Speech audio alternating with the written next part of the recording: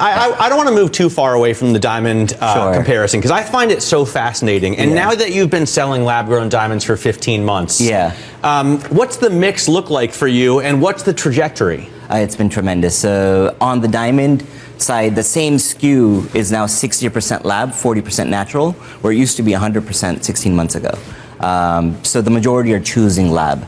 On the color side, it's roughly 2/3 natural, 1/3 lab, but even that's growing very quickly as well. Right. The younger generation is going to be choosing lab grown, the more sustainable option, I was going to say. It's more sustainable and much cheaper. So affordability is obviously very big, but in the survey that we ran, the #1 criteria for women was affordability. So now, under $5,000, you can get a 2 to 3 carat diamond engagement ring. That used to be the dream for decades, and that used to be $30,000, so you out of reach. Now a lot of people can afford that.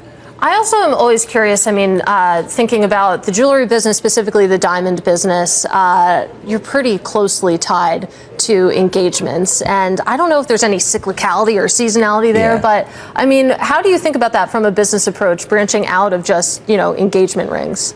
So 37% of the engagement rings sold during the year are sold between November and February. So this is certainly... There is a cyclicality. There is. That's interesting. So Valentine's Day is in that, Christmas Eve is in that. But I think the larger opportunity that the lab presents is that there's 62 million married couples in the US. There's 2.5 million engagements that happen every year. So the market for people that are already married that can now afford a lab-grown ring that is 2 to 3 carats, which is what they've always wanted but couldn't afford, is 25x the regular engagement ring market. And I think that's the market that will expand. So, you know, broadly speaking, the overall jewelry industry worldwide is roughly 370 billion. I think it gets to $1 trillion in a decade, which is 10% per year growth. Everybody else is predicting 4%. And it's because people can now start affording what they haven't been able